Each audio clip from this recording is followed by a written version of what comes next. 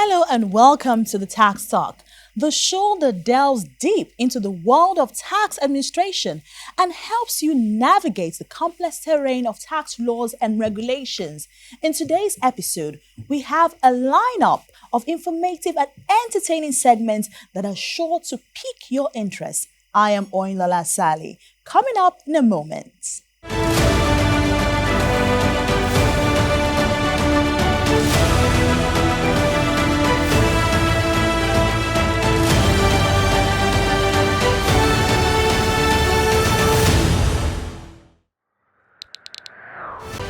This is Business News. The Senate has confirmed the appointment of Mr. Yemi Cardoso as the Central Bank of Nigeria governor and 4 others as deputy governors of the Apex Bank following a screening by the upper legislative body. The deputy governors who were confirmed as Emim Nana Soro, Mohammed Sani Abdullahi Datijo, Philip Ikiazan Balabelo. Before their confirmation, the nominees had answered questions on matters related to economic and other policies. During the screening, Cardoso promised to embrace compliance, assuring that under his leadership, the Apex Bank will remain apolitical, promising zero tolerance for abuse of compliance. Cardoso's confirmation comes weeks after President Bola Tinubu nominated him as the acting CBN governor and 4 others as deputies. The Lagos State Governor, Mr. Babajide Sanwo-Olu, has given traders 2 days ultimatum to vacate the Red Line rail tracks at Agege. This was disclosed in a video posted on the X handle of the Senior Special Assistant on New Media to the Governor, Mr. Jibril Gawat. Mr. Sanwo-Olu gave the ultimatum on Wednesday, September 27, while on a tour of the ongoing Red Line rail project. One of the places the governor visited was the Agege station, where he addressed the traders. According to him, the whole tracks will be walled off completely. Early last month, Governor Sanwo-Olu flagged off the commercial operations train service in the state by riding on the maiden passenger operation on the Blue Line Rail from Marina Terminal to Mile 2 station. The organized private sector of Nigeria has called on the federal government and labor unions to work hard to avert the looming disruption of socio-economic activities in the country. Expressing deep concern and anxiety, the group said economic indicators are not good and that the economy cannot afford a nationwide strike. The organized private sector consists of 5 business membership organizations, including the Manufacturers Association of Nigeria (MAN), Nigerian Association of Chambers of Commerce, Industries, Mines and Agriculture (NACIMA), Nigerian Employees Consultative Association (NECA), Nigerian Association of Small and Medium Enterprise (NASME), and the Nigerian Association of Small-Scale Industrialists (NASI). In a statement made available to the media, MAN chairperson Segun Ajayi Kadri said they have keenly watched the back-and-forth consultations between the government and the National Labour Congress, as well as the Trade Union Congress of Nigeria, and that it is evident that a series of consultations have not yielded positive results. He added that while the body recognizes the right of the unions to pursue the welfare of its members, it is pleading with the government to re-engage the leadership of the unions and find an amicable ground to avert the imminent disruption to business activities. He said adequate consideration should be given to the poor state of the economy and the possible unintended consequences of any social unrest that may result from the protest. A former Lagos State coordinator of the Society of Women in Taxation, Dr. Titilayo Fawokon, has called for a significant improvement in the tax environment. Her recommendations encompass fairness, transparency, and a seamless tax collection process to stimulate economic growth. Speaking recently in Lagos, Dr. Fawokon commended the present administration's effort in implementing tax reforms, particularly highlighting the Finance Act of 2023 and the work of the Taiwo-led Tax Reform Committee. She emphasized the alignment of these initiatives with current economic realities, especially in enhancing the ease of doing business. In addition to her recommendations for government, Dr. Fawokon urged tax administrators to improve interactions between taxpayers and new digital tax payment platforms. And that's it on Business News. Thank you for joining us again. Shall we begin? First on the show, we explore the Lagos State Internal Revenue Service's customer-centric strategies and how they're improving customer satisfaction to foster positive relationships with taxpayers. Mrs. MOJISOLA ABOYADE Cole is the head of Relationship Management Unit at the Lagos State Internal Revenue Service. She sits with the Tax Talk to look at how this approach is enhancing customer experience and fostering a positive relationship with taxpayers. It's time for Corporate Talk. You're welcome. Thank you very much. Now, let's take a look at the Relationship Management Unit at the LRS. Can you explain in detail how you function in that department? Okay, let me start with the 80-20 rule. I'm sure most of us are aware that when it comes to revenue or volume of business, usually it's 20% of your customers that will give you 80% of your revenue at the end of the day, the Pareto principle, more or less. And this formed the establishment of the Relationship Management Unit, which we call RMU. So we, of course, looked at the corporate taxpayers that we have in Lagos State, and we decided that this unit will manage the taxpayers that remit 1 million naira payee monthly as a minimum base. And so that at the end of the day, they can have a good experience with tax officials, with tax administration, ensure that they minimize areas of conflict, give them good service, quality. So that's basically why RMU was established. Now, over time, a lot of unresolved issues pile up. How do you deal with that at the Relationship Management Unit? How do you address those accumulated issues? I would like to say that has reduced considerably over time. And one way in which that was reduced was we introduced virtual form of reconciliation meetings. Initially, what we had was that we would invite you to the office, that is the corporate taxpayer, and with some of our staff from other units, and or if they have a consultant, we'll invite them to the office. But for what we have on ground now, if you're a consultant now and you're located in Abuja, there is no need whatsoever for you to say you're going to fly down and incur additional costs in coming down to Lagos. So virtually, we can address issues. Now we can send a request for documents online to you. So you are aware ahead of time. Immediately we receive your objection within, let's say 24 hours, 48 hours, we have contacted you, asking you that this is what we need for us to have a meeting. So you find a situation where if a corporate taxpayer is actually disposed to speedily reconciling what is outstanding as in regards tax audit liabilities, it can actually be done within a week because the discussions can be held virtually. In fact, they can be held over the phone. By email, you can send the documents, you upload them, we print them, we can print them in the office, or sometimes we may not have to print them, we can just view them online. So we've put a lot of measures at the convenience of the taxpayer. So like I said earlier, that the experience that you have with reconciliation, at least at the end of the day, the numbers that we used to have then, that there were so many unresolved issues, has reduced considerably now. All right. Now, can you explain in detail the meaning of TAC?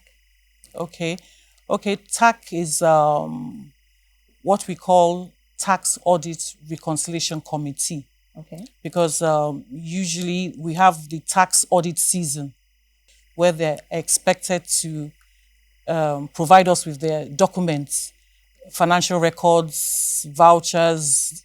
There's so many documents they're supposed to provide us with, which we're supposed to look at and audit to establish that there is no outstanding liability. There are sometimes, at the end of the day, when we conclude this tax audit exercise, you'll find out that the liabilities are outstanding and demand notices follow at the end of the day. They're issued to the taxpayers. So we have some taxpayers that immediately they receive the demand notices with the outstanding liabilities, they accept the fact that they are owing and make the payments immediately. We have a category of those who will decide that, okay, what you have sent to us is much more than what we feel we are owing. So what we'll do is pay what we feel is undisputed and object to what we feel is what we should not pay.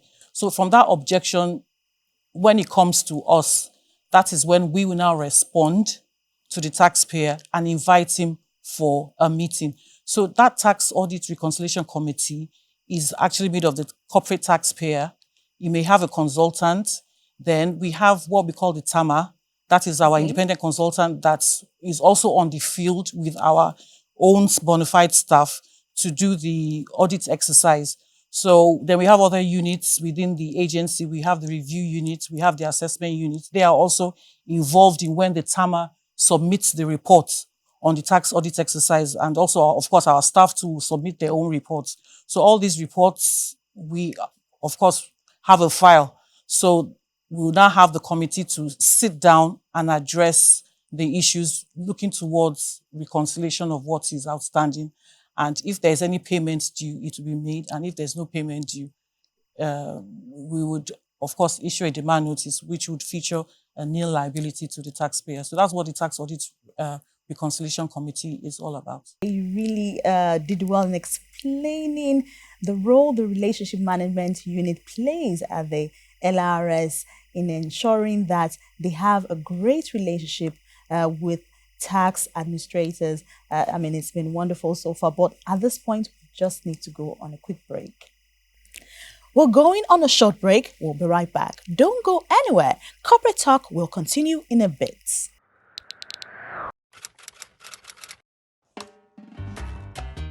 I make I start shortless business. They give them 150K to my friends. Let's do this.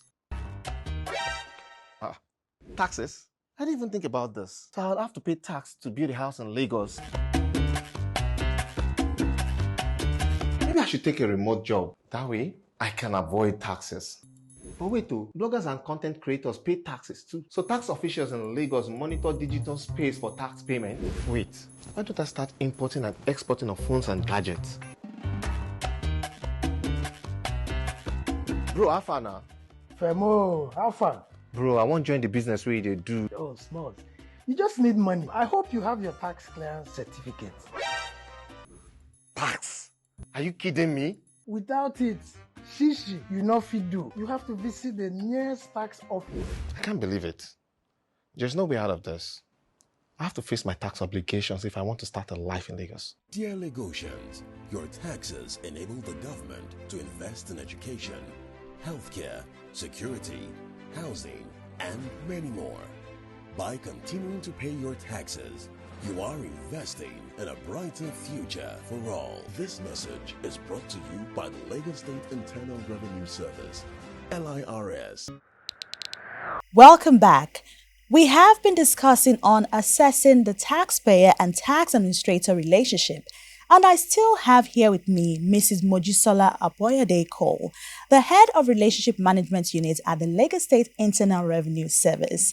Now, it's been interesting so far discussing about the role the Relationship Management Unit plays. But let's take a look at this. What are some of the challenges your officers are facing when they're engaging with taxpayers on the field? One major challenge is basically we expect when you file returns at the beginning of the year, you send your income projections. So when we are talking of the income projections, we expect that the salaries, the allowances, the benefits in kind, other incentives that you're receiving from the company should be computed and sent to the office. But we find out that we don't really get full disclosure. So it's a major challenge getting them to give us the income projections for the year. And, sometimes a corporate taxpayer can actually add an additional staff. They can recruit more staff during the course of the year. And that information would not be passed to us until the tax audit exercise is done. And, they always get excuses. Probably they can tell you, for example, that the government project that they were working on, the government hasn't paid them. And that is why they cannot remit their taxes. Meanwhile, taxes are a function of the salary of the staff. So as long as you're paying salaries of your staff, you are expected to deduct payee and remit to us. You're not supposed to deduct payee and to use it to fund your business. So we always have that issue. That is just the major issue, full disclosure of income, a challenge. Okay, now you've just spoken about the challenges. Now, how do you address them? Okay, we have some other agencies that we work with, and we're already establishing relationships with.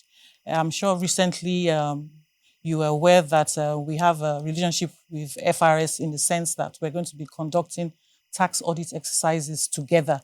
Before it was solo, but now it will be done together. So, when you have the corporate taxpayer that would submit a financial statement, he has a special financial statement for LRS, then he now has a separate one for FRS just to hide some of the revenue items. But if we now do a joint tax audit, it will be difficult. Some will still try. So those are one of the things that we have.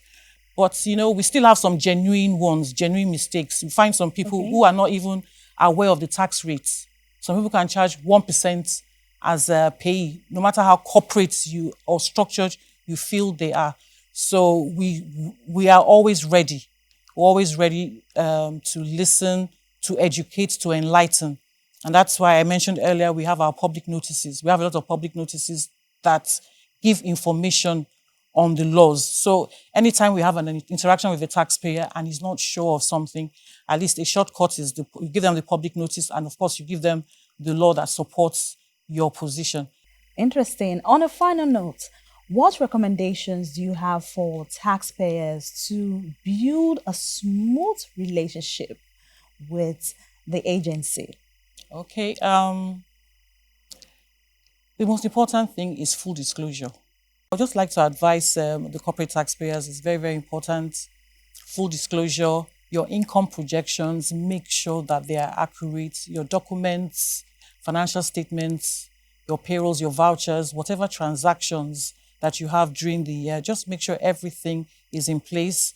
Ensure that if you're working with a consultant, or if you're big enough and structured enough to have a tax manager, you can always have, you already have the list. It's not as if we just appear. We write formally first and foremost, and we give you a list of the documents that we require. And it's not as if it's just happening. It's happened over the years. So a lot of our corporate taxpayers already have that experience of tax audit. So there's no need for beating around the bush.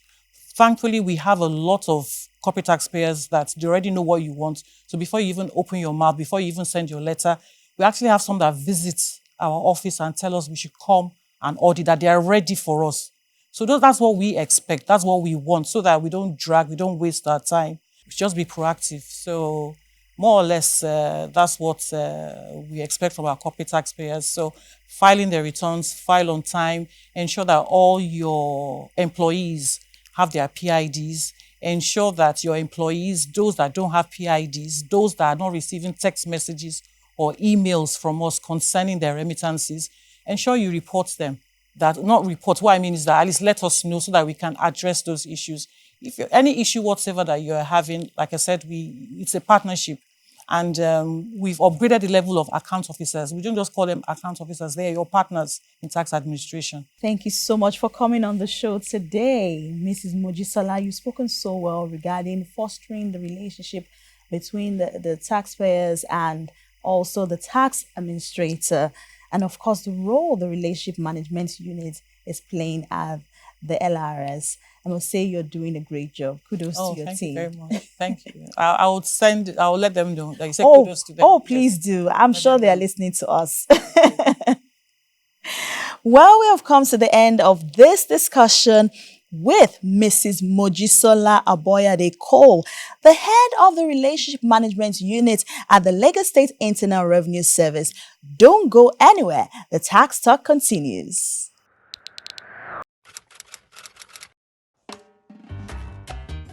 I will make a start shortlist business. They give them 150K to my friends. Let's do this. Taxes? I didn't even think about this. So I'll have to pay tax to build a house in Lagos. Maybe I should take a remote job. That way, I can avoid taxes. But wait, bloggers and content creators pay taxes too. So tax officials in Lagos monitor digital space for tax payment. Wait, why don't I start importing and exporting of phones and gadgets? Bro, how far now? Femo, how far? Bro, I want to join the business where they do. Oh, smart. You just need money. I hope you have your tax clearance certificate. Tax? Are you kidding me? Without it, shishi, you no fit do. You have to visit the nearest tax office. I can't believe it. There's no way out of this. I have to face my tax obligations if I want to start a life in Lagos. Dear Lagosians, your taxes enable the government to invest in education, healthcare, security, housing, and many more. By continuing to pay your taxes, you are investing in a brighter future for all. This message is brought to you by the Lagos State Internal Revenue Service, LIRS. Thank you for staying with us on the Tax Talk. Now, the Lagos State government has continued to demonstrate commitment to infrastructure development through the proper deployment of tax. These massive projects and infrastructure are testaments to why Lagos is working. Find out in Tax Did It.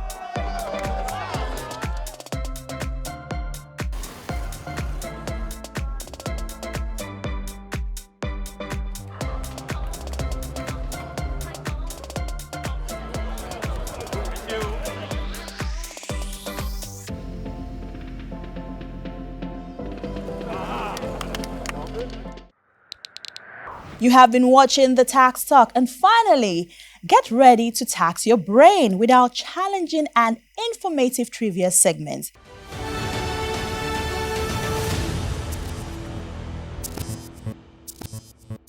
Hello everyone, it's your girl Jasmine on Tax Your Brain, the Tax Talk. Today we're asking another interesting question. The person that is working but don't bother to pay tax. People that don't want to be paying tax. Avoiding to pay your tax, people staying away from it, not paying their tax. People who are avoiding to pay tax. It normally means when somebody deliberately not paying tax. When you know the amount you're meant to pay to the government, but you're trying to escape, you're running away from it. That was very fun and interesting, and I'm sure you guys had so much fun. Don't change that dial. Tax Talk continues. That's it on the Tax Talk today. Be sure to join us on the next edition as we continue this process of enlightening you on a plethora of issues that have to do with not just taxes, but the statutory body taxed with all things tax. Feel free to follow us on all our social media handles. My name is Oyinlola Sale. See you next time.